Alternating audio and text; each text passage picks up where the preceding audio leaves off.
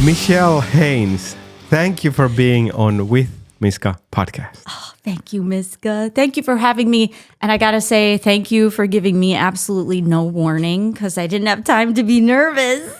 Yeah, we met a couple of weeks ago. No, actually a couple of months ago. But June, the end of June. Oh yeah, June, July, over 2 months ago. Mm-hmm. But we met again last night. Mm-hmm. And you were just there and I still have this studio. And I thought that could you be on my podcast? I said yes. Yes. And I'm so thankful that you are. Me too.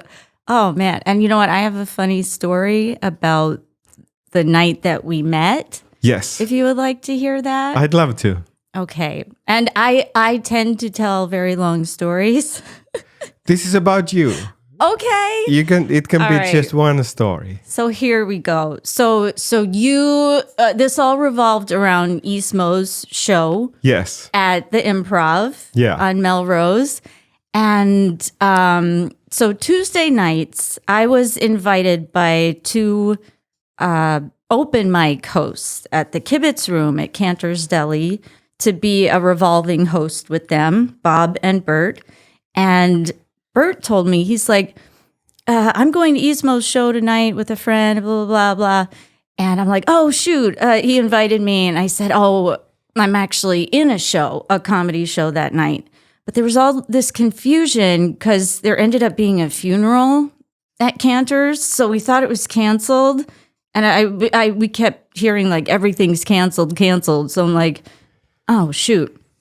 So I totally forgot about the comedy show and I went home and I'm like, oh, what's wrong with you? So whatever. And then the next day, Bert is like, oh yeah, you should have been there. It was so much fun. And we talked to Ismo afterward because he has met him before. And then he said, I think you two should meet and have coffee or something. I'm like, all right, cool. And then I thought I'll go to his show the next night because they were back to back. And of course, it's sold out. So I'm like, duh. And then I was thinking, well, maybe I'll just go to Will Call and try my luck. And then I'm like, I'm too tired. So I go to my voice lesson. I have a phenomenal teacher named Gita Novotny. I didn't know I could sing. She made it so that I can sing. I didn't know. I need that. Yeah. Because I sing quite a lot, but I need help. Oh my gosh. Yeah. I will send you to Gita. She's the best. So I was with her. And as soon as we wrapped up our session, I got a message from Bert, the Kibitz host. And he said, Ismo said he'll put you on his guest list if you want to go tonight. I'm like, So I'm like, yeah. I can make it there by 8. He's like, no, 7:30. I'm like, Well, I made it by 8 too. Yeah. Because I misunderstood. I thought the show begins at something. So when I entered, Ismo had been on stage for 1 minute. Oh. So it was still okay, okay. but yeah. Yeah. Well, hopefully he saves his best for last night. Yeah. So you made it. Good. Did you see the openers? Well, get this. Yeah. This is the story part. Yeah. So I get in the car. I'm in North Hollywood. I live in Hollywood I always forget where I live. Is there any shops? Hancock Park. Hancock Park? Yes. I don't know that. Oh, Larchmont Village? Yes. Yes. Let's go with that. Nice. Oh, yeah, Hancock. Yes, I remember that. Yeah. So I race home. I'm like, oh no. I needed to take a shower. I'd been sweating all day. And I'm like, crap, I don't have time for that. So I threw on a skirt and I put on fresh eyeliner because that is the closest substitute to a shower. Yeah. So I put eyeliner on, get in the car. I am 10 minutes from the Improv. It's just a straight shot up Melrose. So I'm driving and then I realize, I'm like, oh my gosh, every time I blink, the eyeliner, which I have been using for years, suddenly decides to smear on my contact lens. One of them, the right one. I'm like, all right, I can see out of my left eye. Oh no, then it starts smearing on my left eye. And in that span of 10 minutes, I became blind. While driving. I could not see. I could make out green, sort of yellow, and red lights, but I started not being able to see cars. And so I actually called Bert in the car. I'm like, thank you so much for arranging this. I'm on my way there. I might die because I can't see. I couldn't even see. I got to the point where I was going to pull over to safety. I couldn't even see to do that. So I made out a sign, which intuitively I'm like, that is the improv sign. Like, I couldn't even see that. Yeah. So I'm like, I'm at the line. I'm like, oh, please, God, please, Dad, help. And I'm like praying to all my past family members. I'm like, just let me make this turn. That's what I thought, like Dad. Yeah. So you pray to them too? Yes. I'm like, please help. Because they send signs, like concrete signs and synchronicities. So like, please just let me turn left and not kill anyone or myself. And I'm like, boop, made a left. And I just stayed on the curb. And then the valet guy is like, oh, what are you doing? You can't park here. I'm like, just give me a second. And fortunately, I had eye drops with me. So I'm like, rinsing them off with just one drop at a time, put them back in.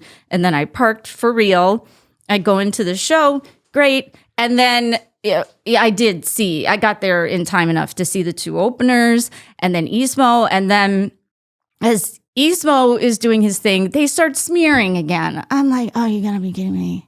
And like really badly. So I keep eye dropping. I'm like, eye drop. Yeah, I'm paying attention. It was fun. I wasn't distracted or anything. But then like it got super bad. And then he said something so funny. I was crying, like genuine tears. I'm like, yes, this is great. This is all helping. And it didn't. It was really bad. And then Bert had sent him a picture of me so we could find each other. I know what he looks like, obviously. But then I'm like, oh no, I can't see anything. I wouldn't know if he was standing right in front of me. And I don't want him to think like, oh, she just dissed me and walked right by. Yeah. So had he been told before that you guys should meet?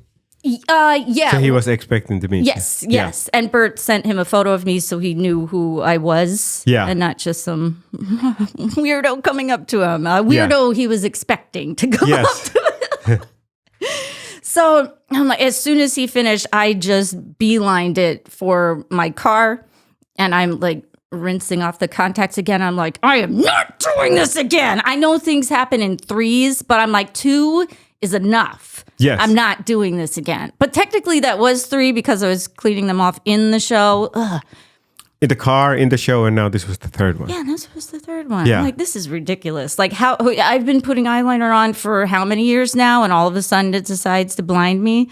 So that's just the way it is with me often. Like I tell my friend, I always vent to my friend Kyle, and he's like, dude, man, everything with you is like an adventure. I can't just have a day. I can't just take a sip of water. I'll probably pour it down my face. Like, nothing is simple. But anyway, so that's what happened.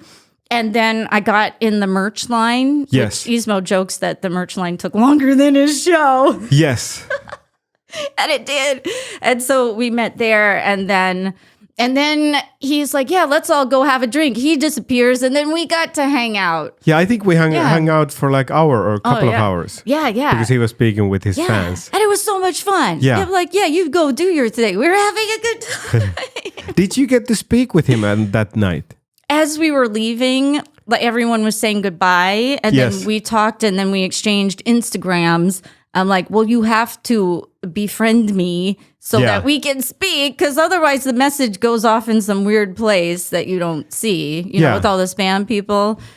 So we did that, and he said, yeah, let's have coffee when he comes back from Detroit or whatever. And I'm like, he's not going to. And he did. Yes. Like, oh my gosh, Finns are great because they really do keep their word. That's Don't good. You? Yeah, yes, we do. But last week was problematic because I went to my friend's place, American friends. We were invited for dinner, and I was late. And I told them, but he said that he was expecting punctuality because we were Finnish. So I disappointed him. Well, tell him you're trying to be American. You're trying to fit in with the country that you are in. And that's here true. we like fashionable lateness sometimes. Yes, that's true. But we tried to be. Yes, you're correct. Yeah. And last night, I saw you and Ismo, and that's why you're here. That's right. Yes. Dude. And I remember, I think we talked for like an hour after Ismo's show. Yeah, it was so much fun. We had like 5 of us at a table. Yeah. A couple of Finns, Tatu, Suvi, you and then me and you, and then the blonde lady with the motorcycle helmet. Yes, Tasher. Yeah, with the cool name. Have you contacted? I follow her on Instagram. Yeah, just Instagram. We haven't spoken directly, but yeah, just. Do you still carry cards, like business cards? I actually, the night before, I tore up all my business cards because they had. I changed my website. Yes. To something else. So I just what is it now? Shredded them. Well, my name is Michelle. I go by Shell. So it's Shell on Earth, like hell on earth. And it's supposed to be, what do you call that? Kind of a joke? Like hell on earth, but hopefully I'm not. How do you spell? No, you're not. How do you spell the beginning? Shell, Chele. Like, Chele. It's the end of my name. Oh, like Michelle. Yes. Because you told, I think it was your podcast and you talked about it. Oh, and I thought that like, somewhere I've heard you spell it again. So I thought it was shell, like when you go to the ocean. Yeah. Well, shell, but that's Michelle. How you pronounce it. Yes. Yeah. Yeah. That's why no one can find me, but whatever, it's okay. Yeah, so the business cards. Yeah. You were burning them. Oh, that's a good idea. Yeah. I safely, I cut them with scissors. They're gone. Are you going to get new ones? No. Because, you know what? By the time I get new ones, I'll probably change something else. Be like, oh, great. Yeah. So Instagram is enough? Yeah, Instagram. Yeah, I pretty much use Instagram. And sometimes people say, oh, give me your number and we'll coordinate. And then I'm like, oh, no, I give my number too much sometimes. Then I can't answer everybody right away. So certain people, it's nice to start on Instagram and then you graduate, you know? To getting the number. Yeah. I think I still like having business card, especially if I meet the director or someone like that they might remember me. Totally. Yeah, because I mean, I picture your card in my head.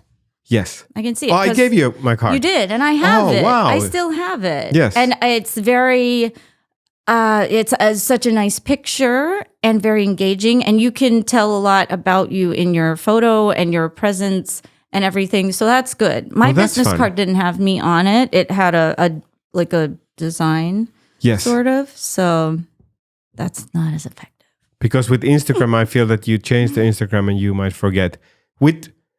With friends and new friends, it's fine. But I think if I meet producer, I want them to, maybe they'll remember me. Yeah, totally. When they need another foreign actor.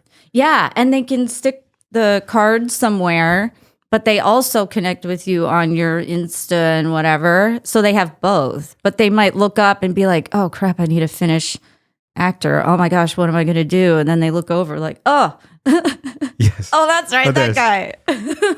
Those moments can happen when they need Finnish actors. Yeah. I think it happens to, if you're a producer or a casting director, it might happen once in your career. Well, that once is enough. Yes. It could be something huge. Yes. You know? I think that's my niche because I'm one of the very few Finnish actors in LA. Especially, there's even fewer like male actors. There's good ones. Yes, and even bad ones. Like there's not at all. There's like a couple. Yeah. So if once there was a Finnish part, and my agent said they need a Finnish guy that you will book it. He said, but I booked it, but I got a little bit nervous because I think he would have dropped me if I had not booked it. Oh damn! He didn't say that, but I felt that okay, I need to book it. You read that on his demeanor. But once I auditioned for it was a part for Finnish couple. Okay. And there was some Finnish female women also there. So I auditioned for that, and I think it went really well. But I never heard it. I heard something, but I didn't book it. But when the show came out, they had changed the couple to be Swedish. And instead of happening in Finland, it happened in Stockholm, Sweden. Oh, the nerve. Well, maybe that's season 1, and then they're going to take tour and go to Finland. You never know. I like to think that way. Me too. That was. I can think of reasons, but I think that was pretty funny. Yeah.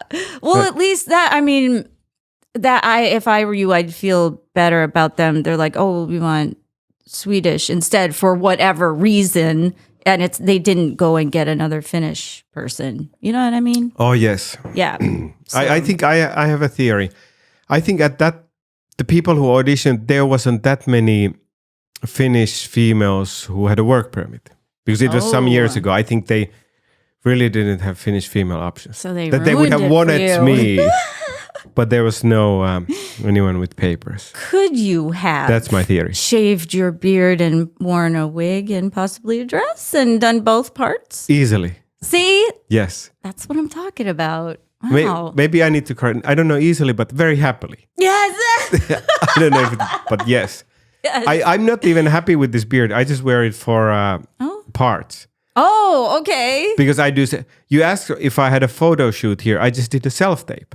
Oh. Yes. Nice. It's so yesterday. This is for like a show, and they needed the shady character. Oh boy. So I was in this Dr. Self-Tape's other location yesterday. Mm-hmm. They wanted many takes. So I did many, and last night I was watching over the tapes and I chose good ones and I sent them. Good. But after I had sent them last night late, I realized how I should have done it. No! But it's not too late. Take it back. It's fine. They wanted options. Okay. So I came here a little bit earlier. Oh, I'm going to sneeze.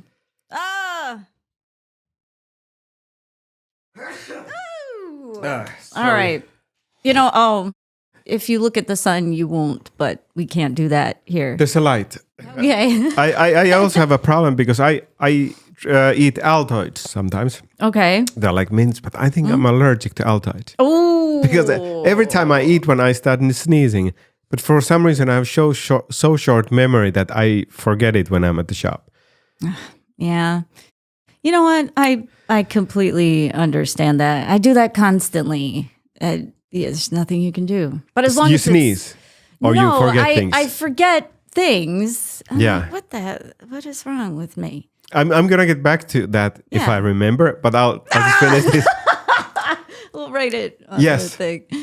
So this morning I came a little bit earlier and I did one more take. Nice. Of that. I realized that if he's gonna be shady, they also wanna have option when I'm really threatening. Ooh, because I think the previous takes there was variety, but I was a little bit too nice. Oh, okay. But I studied the script, and the other characters are actually pretty afraid of me. So I did a mean take. So good. Okay. The deadline is 1 p.m. So after that, I can still send one more take. Yeah. And Joel, who owns this place and who was shooting it, and who's here now.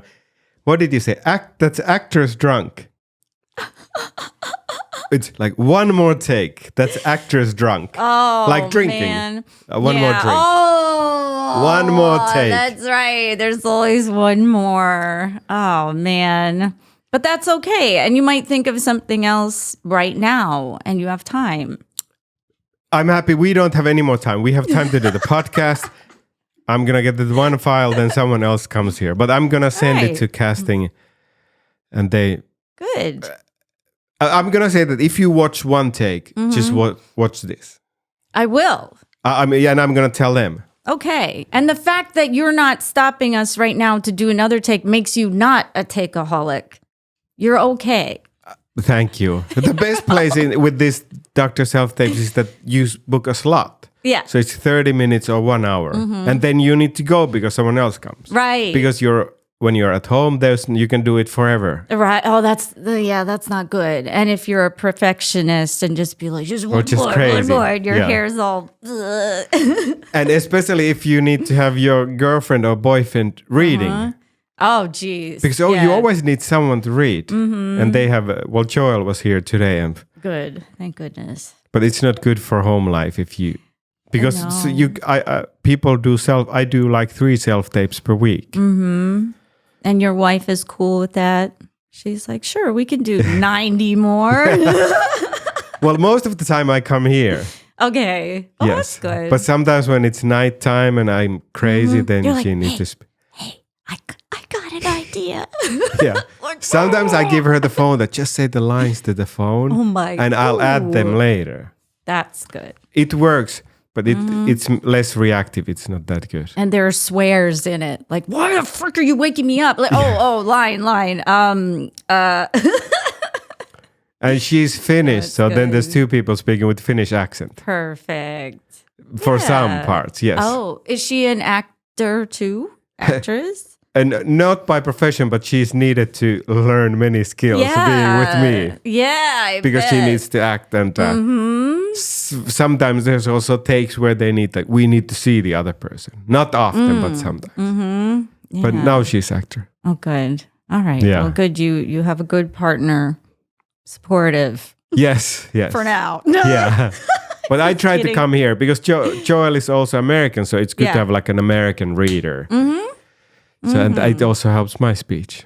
Yes, definitely. But now I remember you were telling how you don't remember. Yeah. Hey, you remember. We need to go back to it. Yeah, but I was telling Ismo in the car, I know where I'm going, but I put the GPS on anyway.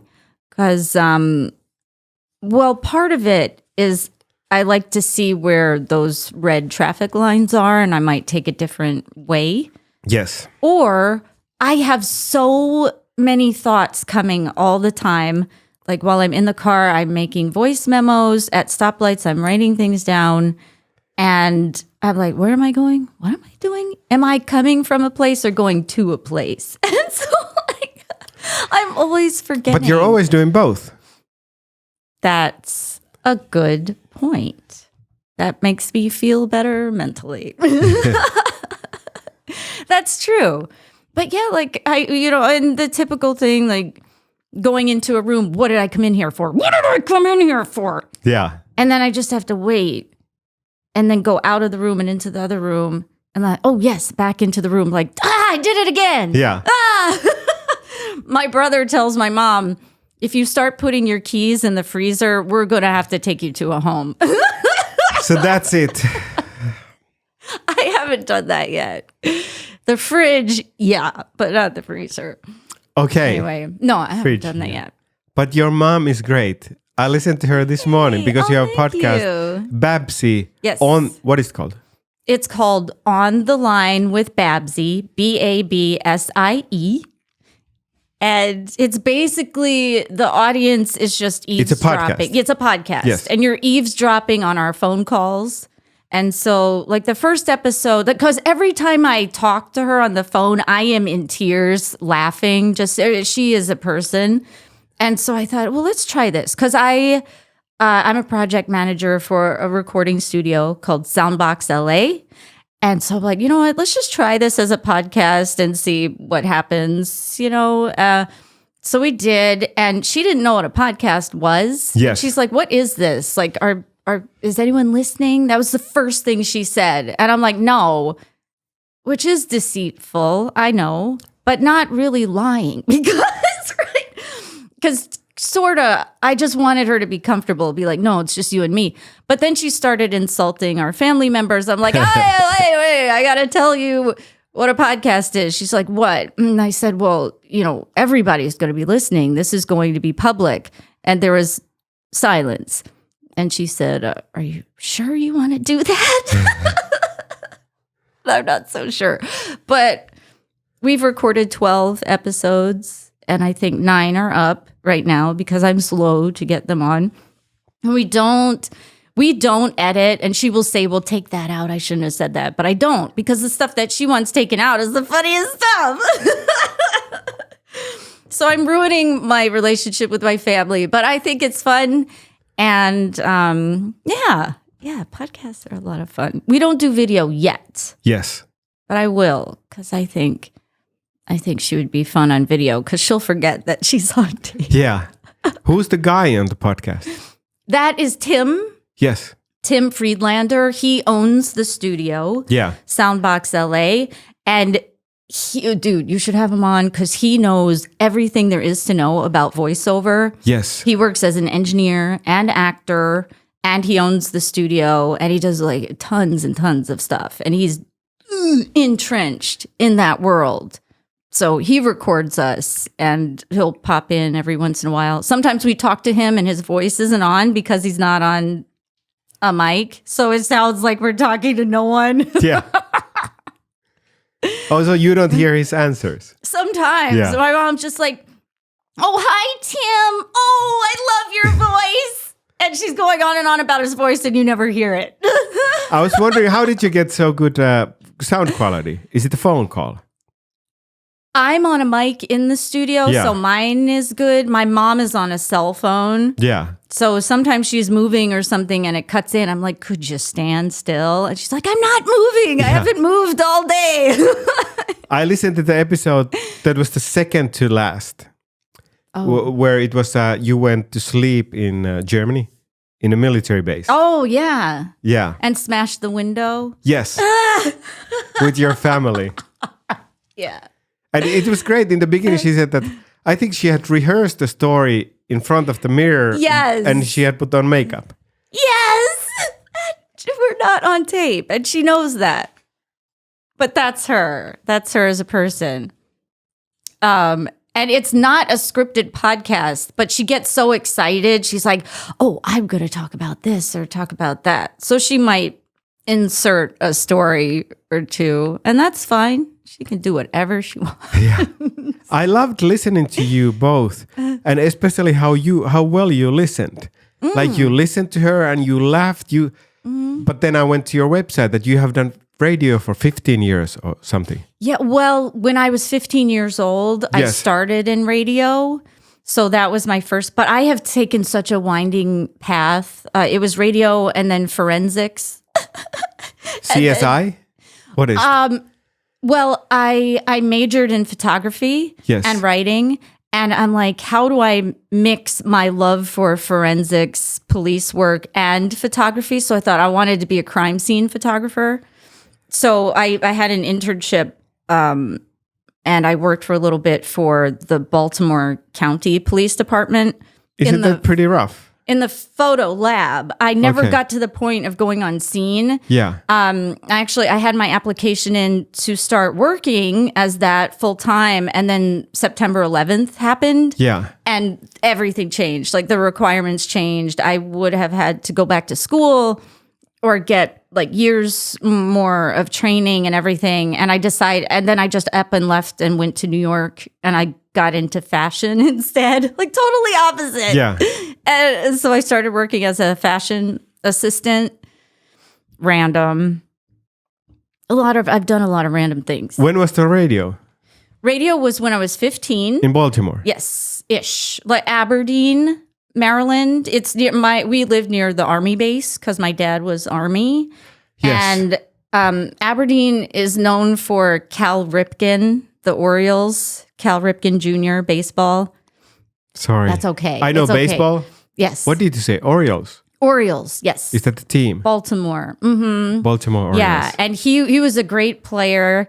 And actually, my parents went to his historical game where he had his, I think, 1,000th home run. Yeah. And my dad surprised me with a baseball, and it had Cal Ripken's face on it. Yeah. And it was encased in plastic, and it looked like a trophy. Yeah. And it had a signature. I'm like, oh my gosh, Cal Ripken's signature. Yeah. And I look closer, and it says like Sergeant Dale Smith. Like he couldn't get a baseball player to sign, so he got the security to sign it. That's great. I'm like, good enough. Good enough. Yeah. So that's where I started in radio. And it was an oldies station. Yeah. So like Beatles and Elvis and everything my mom listened to. And you were a teenager. Yes. And I knew all that music because when my mom and I were in the car, we would listen to like her station and my station and switch on and off. So I knew all the music. And then I became a DJ there. I was overnight. So I had 11 p.m. to 6 in the morning. Yeah. When I was 16, I started that. And it was so fun. It was really small, very, very small. And I remember one of the interns and I were cleaning the room and the studio. And we used 8 tracks, like super old. Yeah. And we called them carts. And they were all on the wall. We had this 8-track player. And for whatever reason, we decided we're going to like super clean this place. So we pulled out the 8-track player. Yeah. And the guy put it in my hands like this. And didn't realize we were supposed to unplug it. The whole bottom is needles, like metal needles. So he rested it in my hands, and I'm like, it started like sending shockwaves through me. Yeah. Why is it needles? I don't know. And it must have been resting on a base. Yeah. But he pulled it off the base and put it in my hands to dust. And I'm like, get it off my hands. Terrible. It didn't feel like an electrocution. It felt more like something healthier. But it was electric vibrations. also. Oh, yeah, they went all through me. Yeah, that was fun. Did you realize something?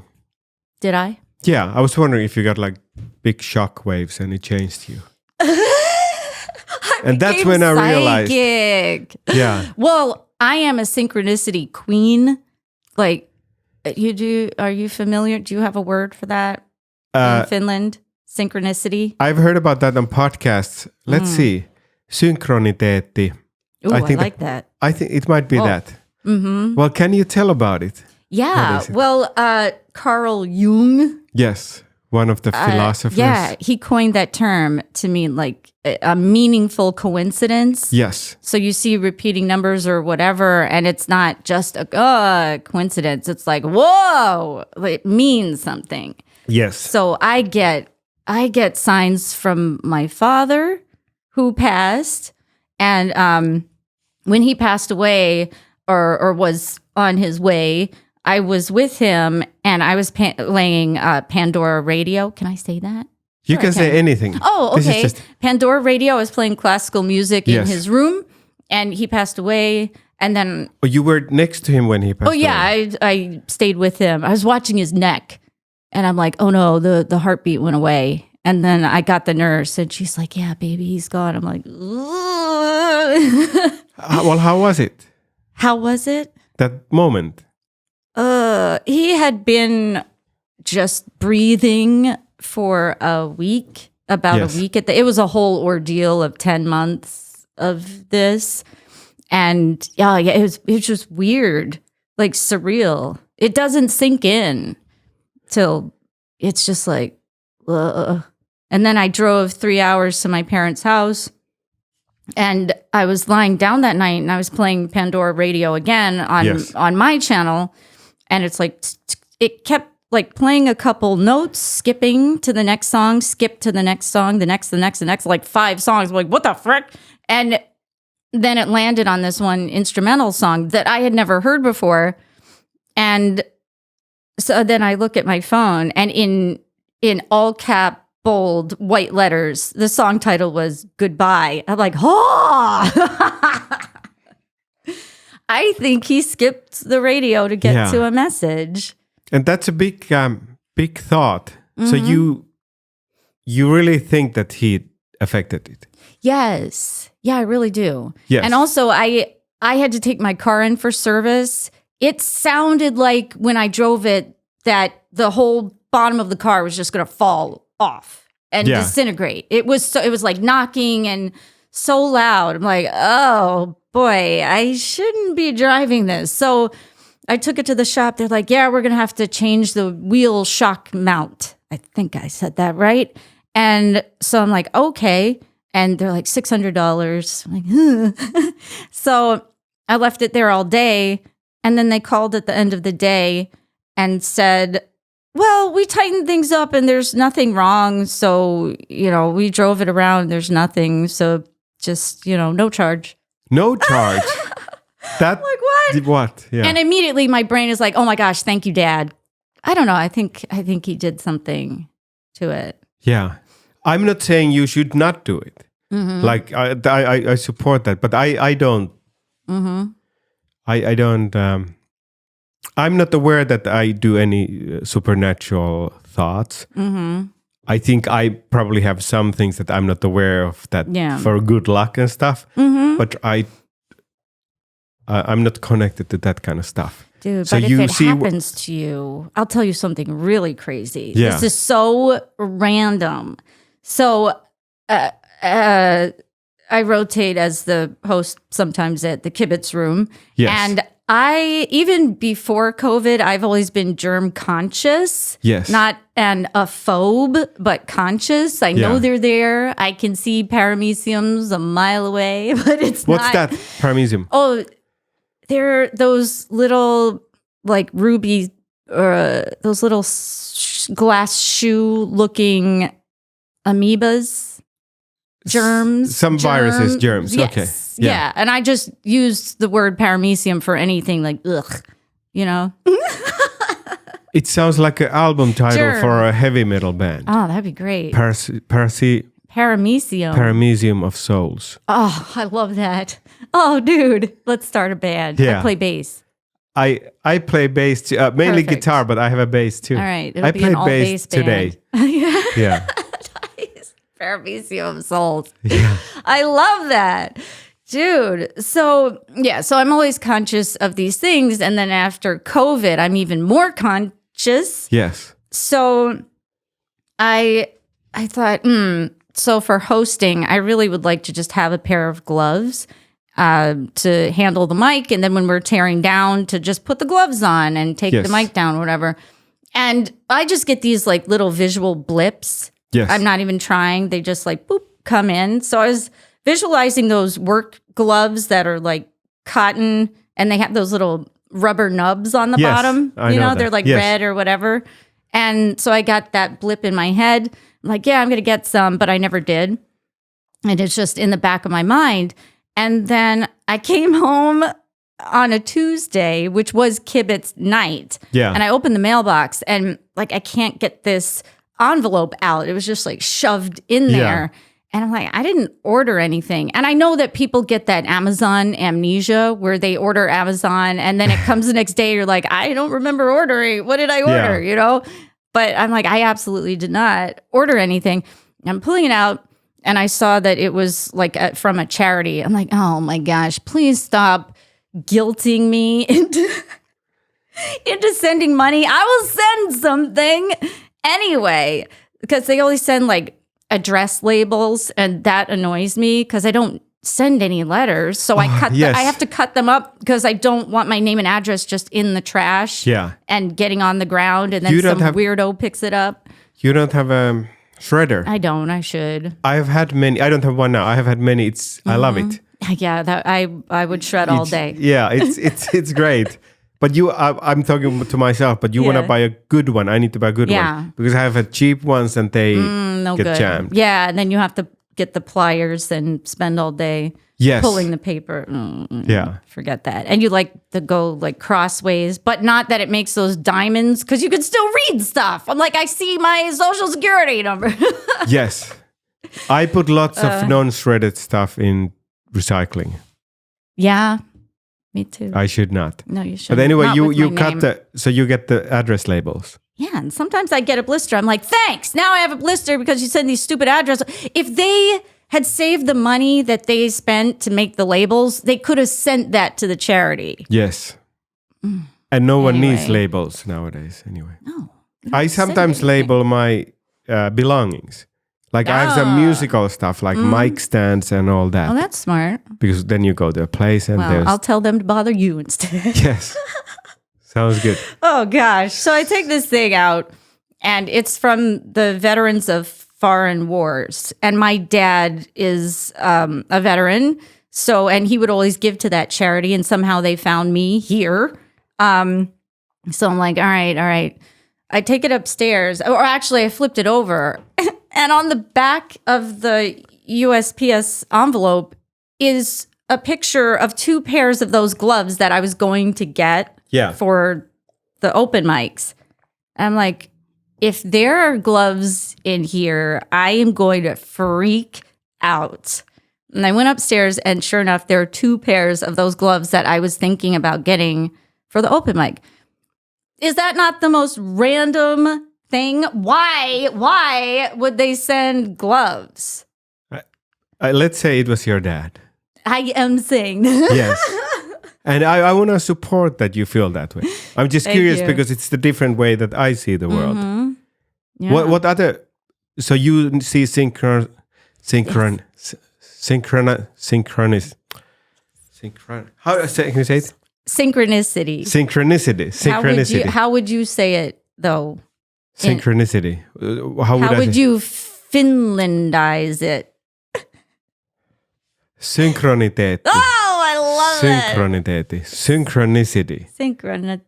I wasn't sure where to put the emphasis in the American. Where you put it is perfect. Synchronicity. Mm-hmm. Does the American accent bother you? It's annoying because I'm an act. Oh, no. I love American accent. It's annoying that I cannot speak American accent. Oh. That's what I meant. I'm in regular life. I'm happy to have that accent, but for auditioning, okay, because I can only audition for foreign parts. Luckily, they need lots of foreigners, and there's also many characters that this guy could be foreign. But of course, I would love to have an option to sound American. Mm-hmm. So American accent does not annoy me. It annoys me that I cannot do American accent. God, yeah. That's a nice twist you put on that one. Yes. No, I love American accent. Just take it one word at a time. One word at a time. Ismo taught me how to say something in Finnish. I forgot it already. It was on the back of a cigarette pack. Yeah. Something about how it destroys your life. Yes, and people do it anyway. Yeah. Teeth falling So I was listening to your podcast with your mom. I loved the way you listened to her and how you reacted and laughed. And you sounded, I know you have done this, but you sounded like a real good professional radio DJ. Thank you. And I was like, this lady should be on radio. Yeah. When did you stop? When was your last radio job? I continued. I went to school in Baltimore, and then on the weekends I would make the trip back to the radio station in Aberdeen and stay with my parents the weekend and then go back. And then when that got old, I sabotaged myself too. I sabotaged radio. I sabotaged the forensics gig, and I'm trying really hard to stop. Like, I don't do anything bad to others. I only do it to myself. Yes. It's really stupid. But I think I continued through my sophomore year of college. Yes. And then I stopped. And then... But it sounds like that you have been doing that for years, constantly. You are so good with your mom. Oh, thank you. Well, in some way. And then after I graduated from school, I lived in Baltimore. And my favorite radio station in the whole world, WHFS, which I don't think exists anymore, but my dad took me to my first concert, their festival. In Baltimore. Was awesome. Yes. Yeah. And he's like, he forbade me to go in the mosh pit because he didn't want, we saw people coming out bloodied, and yeah. I'm like, oh, I'm going there as soon as you blink. And so they were having auditions for... What was the band? Oh, there were a lot of bands. Henry Rollins was awesome. Okay, that's violent. Yeah. Yeah. He was my dad's favorite because he's so like ripped, and it was like he's doing a workout at the same time. Yeah. He's really good. And gosh, I can't remember. I think Cracker was one. And Archers of Loaf were like on a side stage. I really liked indie stuff. And so they were having auditions in Baltimore to get a morning show guest. Yeah. I'm like, oh, dude. So I was talking to one of my friends, and I said, I'm going to go out there and do the audition. But I was so freaking nervous. And so I had a little pony of beer, the little tiny bottles. So I just like threw back a pony, which is like 2 sips. It's tiny bottle. I know the tiny liquor bottles for beer. Yeah. I don't drink anymore, but I did that just to hopefully calm my nerves. Not now. No, not since 2019. Okay. And so I ran out there. And I think they just asked me something simple, like, what's your name or whatever. And I can't just answer a question, as you might have noticed. So I'm like, oh, her name's Rochelle. And I was talking about living in Baltimore. Like, it's kind of a guarantee that you might get shot at some point. So I'm like, if I get shot, I want to get shot in the hip. So then they have to take the bullet out and take some of the fat with it. And then I get lipo on the other side to even it out. And I'm like, that would be perfect because that's my problem area. And they're like, And so afterwards, they're like, will you do Friday mornings? I'm like, yes. After one audition. Yeah. That's so it was great. so much fun. So I was a guest with this other dude on Friday mornings with the DJ. And we did weird things like they would send us to the grocery store to go shopping. And we had to buy some items. And they had 2 contestants on spin bikes. Yeah. And they have to spin and eat what we give them. And the first one to throw up is out. Throw up. Yeah. So I found caviar and peanut butter. Did you try to make them throw up? Mm-hmm. Yeah, you were supposed to. And they did. And you just look away. Caviar, peanut butter. Yeah. It was awful. And then we had a pierce-a-thon. So people came in who wanted piercings on film and on the radio. And there was a guy, he was 40-something fireman. And for some reason, he wanted his stuff pierced. And so yes, thank you. I was trying to make it nice for you. And so they're piercing him. His face was blue, and he was like, like, why? But he went through with it. And we were going around interviewing everyone. Like, how I know people do it, but that seems painful. Yeah, I just wouldn't want to. And it's going to be in the way all the time. Yeah. I don't know. So I don't even know what you asked me. I don't know. No, I said that you sound so good. Oh, thank you. In the podcast. That when did you stop doing radio? Yeah, well, that was like 2002-ish. But then I went on to do improv, and like I focused on improv. Where? In New York. Yeah, UCB or? UCB, I graduated from the Pit. Yes. And then I went to UCB, and 1 class short of graduating. I'm like, I'm going to take a little break. Oh, you never take breaks because then you're done. And then I did 2 classes here. They're opening, or they're open now? Where? UCB. Oh, they are? They're back. Yay! I took classes during pandemic. Oh, did you? Yeah, it was via Zoom. But I took 6 classes. Oh, whoa! Yeah, the 4 is the basic one and then 2 extra. Oh my gosh. So you did them all through Zoom? Yes. Dude. It's not ideal, but it was not actually too bad. Because I have done improv quite a lot before. Mm-hmm. So I know how it is on stage.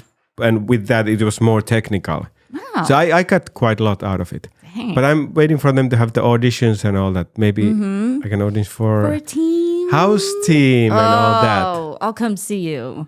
That sounds good. Well, I want to audition with you. Mm-hmm. Okay. So you should come to the same audition.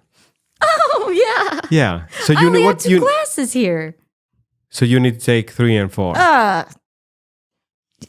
Wait, are there 6?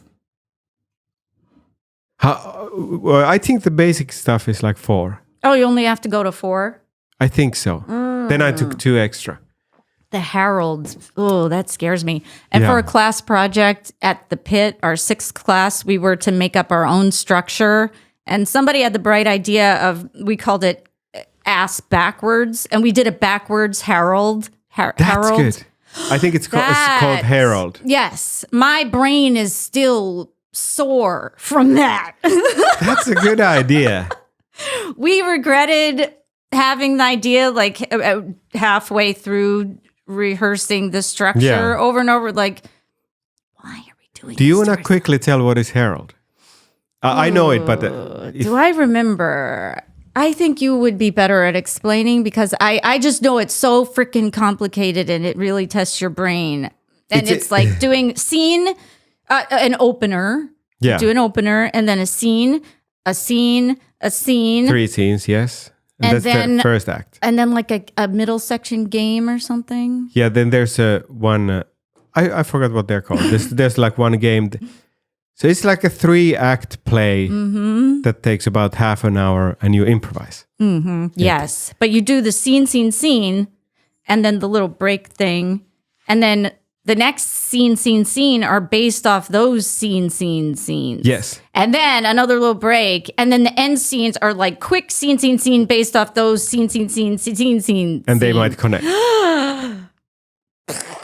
Yeah. And if you survive it, oh, amazing. But when it comes together for the audience, like, wow. And you did it backwards. Yes, we did. So we did the quick scene. Yes. And then the break game. And then we did the longer scenes based off those quick things. That's a good idea. And then we did it's not a good idea. It was horrible, but it was great. We were so happy when it came out well. So you lived that kind of life in New York? Yeah. Taking improv classes. How was that life? I really loved New York and Brooklyn. We were in Greenpoint. Yeah. And my boyfriend at the time was I don't know where that is, but Brooklyn.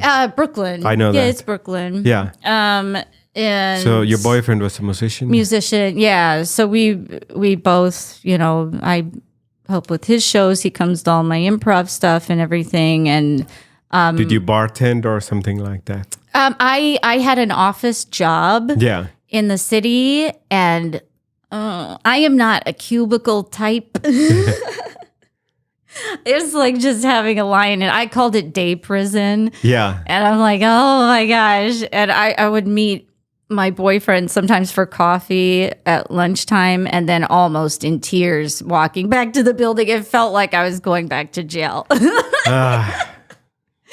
But it did afford me allow me to take all the improv classes at night and get into voiceover. Yes. Then that's when I got into voiceover. And that was really great. And the owner of the company was so nice to me and super cool. And he would invite my boyfriend and I to these charity auction dinners and things like that. So that's nice. When I worked in a restaurant in Hollywood, the restaurant owner was also supportive. Nice. Because he said that his dream was to have a restaurant. So he said that I want to support your dream to become an actor. That's so really nice. Well said. You know what? That's like Henry Rollins' story where he worked at the ice cream shop and he's still friends with his boss. Oh, he is. I've been listening to his book, The Black Flag Years. Oh, they're still friends. Yeah. I think he left it to join Black Flag. Yes. And then tour. And he, the manager or owner comes to his shows sometimes. Oh, is he so from cool. Baltimore?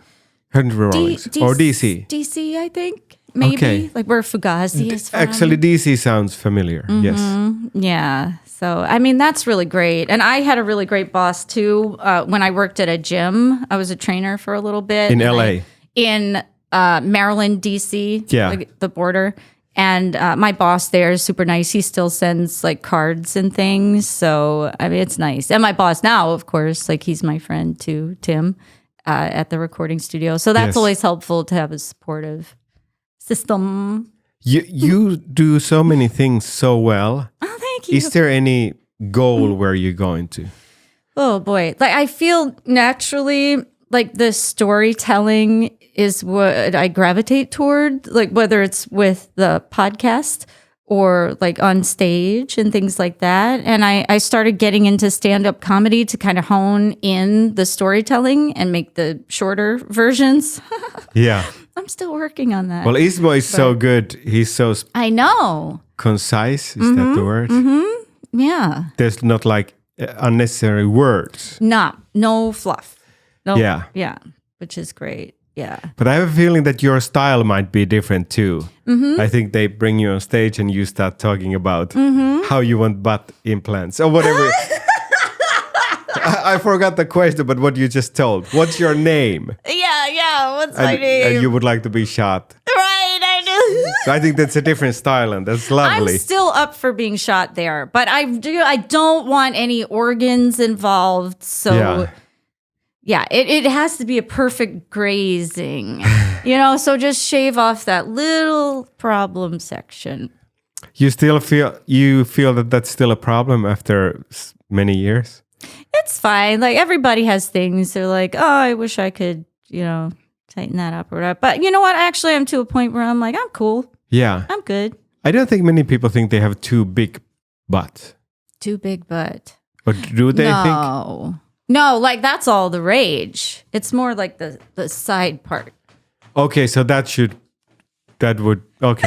Yeah.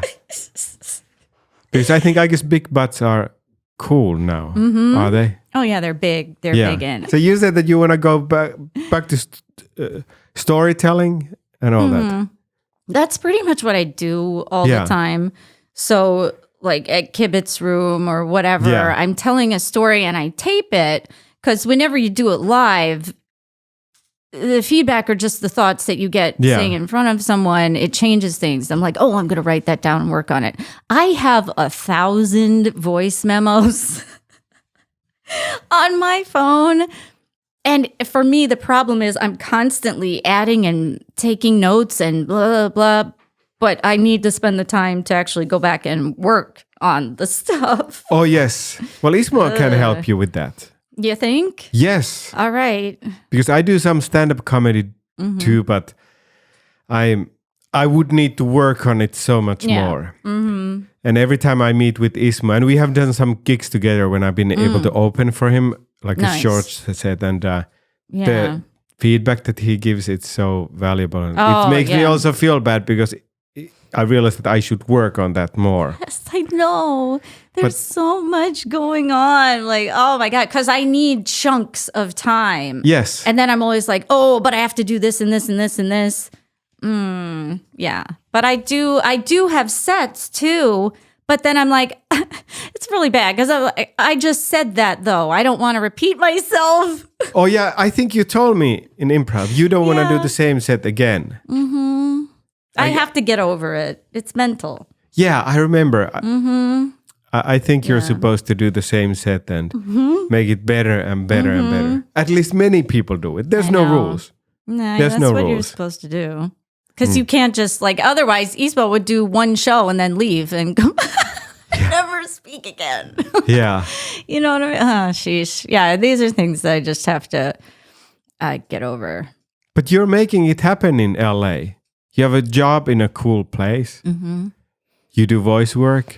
Yeah. And I stopped auditioning for that so that I could focus on the storytelling. And because I feel like having that take off is a side door into more voiceover. Yeah. With storytelling, what do you mean? Like live shows? Yeah. Mm-hmm. On stand-up stages? Yeah. And like The Moth. Yes, I heard about that. I told a story at the Moth once here about my looking for apartments here. Yeah. And for some reason, every time I move to a different city, somebody out of nowhere tries to pee on me. Pee? Yeah.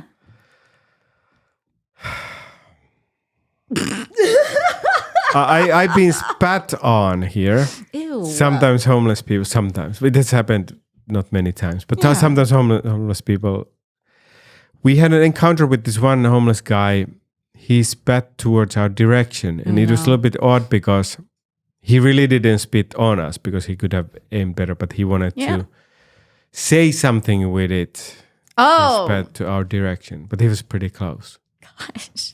Yeah. And it's pretty terrible, especially if you get used to this. Oh, no. Well, yeah. I mean, you get used to this... how much people they are dying on the streets. Oh, yes, yeah. What can we do? Oh, well, I don't know. I was listening to someone talk about finding ways to just make people's lives better in some way. Yeah. And because some people, I think, they think that's all there is. And that's just the way life is. But if they get their perspective changed somehow by people just being kind to them is a start. I don't know. There's somebody talking about maybe Sweden and how their rehab and drug centers work and they actually care and they take time and are very personable with everyone, and they change their lives and make them feel good as a person, and then they end up quitting based on that, just little shifts like that. Yeah. But we don't do that much here. It's kind of like stay away and push them away, and there's not really anywhere to go, really. Yeah. I don't know. I don't have an answer. I don't either. I think we should pump your podcast out at Skid Row. This episode. Oh yeah, this one. Hi everybody. But you were talking about how you get peed on. Attempts. Do you want to elaborate? Ugh. Yeah, I was looking for an apartment here back in 2017, and my brother suggested go to the apartments you think you like and go visit them at night because the atmosphere changes at night. I'm like, that's a good idea. So I revisited some. I'm like, ooh, that's not as good as I thought it was. And I was staying at an Airbnb, which was a private room with a private bathroom. And I'm like, good. And I didn't realize that they meant private bathroom, private between all of the private rooms. So, yeah, that's semantics. Yeah, okay. So I'm like, okay. So I wanted to get like shower shoes, like to wear in the shower. Yeah. And so I was looking at an apartment that I no longer liked at night. And then I passed a Rite Aid was there, like the double automatic doors. And I'm walking toward it. And there was a man just camped out there sitting in a wheelchair. And you could tell that he wasn't wheelchair bound. I just knew that his legs were fine. Maybe he crossed them in front of me. I don't know. But he was sitting in there. Yeah. And my brain, coming from Baltimore and Brooklyn, my brain automatically says, oh, you don't make a big loop around him, give some space and go in the door. But then I thought, no, you're a guest here.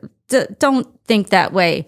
And so I didn't make a big loop around him. I walked right in front of him, and then he just tried to pee on me. Why? And I jumped. Like I have cat-like reflexes when it comes to this because I'm so afraid. I'm afraid of the sound of it. Peeing. Yes. And Ismo kids with me, and he's like, well, what if someone's making tea or whatever? When I moved into my apartment, yes. It has a really nice view of the garden and a fountain. And then when I went to sleep the first night, I could hear the fountain. I'm like, oh no, that sounds like somebody's in the bathroom. I couldn't sleep for days. So I had to like mentally find the little nuanced differences between a fountain and a bathroom and pouring tea. Yeah. I've got some hang-ups that I need to fix, I think. But yeah, so that's how that one happened. I don't know, like just weird things happen. Like somebody thought I was a prostitute in Baltimore, and like because on the block, the prostitutes dress up. They wear a skirt and makeup, shoes, heels, all that. And but where I was leaving. I was with someone at the time, and I was leaving his apartment. And I'm just wearing like sweatpants, sweatshirt, whatever. Yeah. And I hear, hey, bitch. And I didn't know they were addressing me. And all of a sudden, somebody threw a Snapple bottle at my feet and it shattered. And they're like, bitch.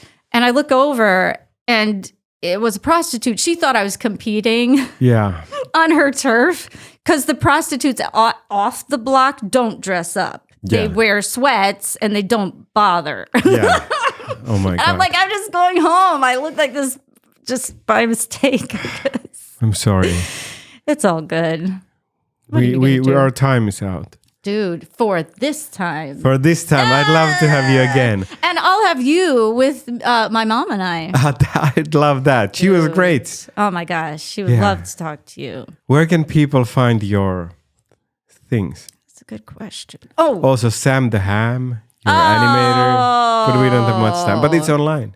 It's your What is Sam the Ham? Yeah. Oh, Sam the Ham is a little animation that I created. And actually, the animator, his name is David Haines. I found him by mistake because David Haines is my brother's name and my dad's name. Yeah. And he's no relation. Just found him randomly. We can find it on YouTube. So I guess your Instagram and website. Instagram is Shell on Earth, CHELE on Earth. And my mom and I, our website is On the Line with Babsie, BABSIE, and it's on all the platforms. And I'll see. Anything else? Did we miss? No, I think we got it all. Thank you. I'll see you soon again. Thank you. Thank you, Michèle. Thank you. Yay.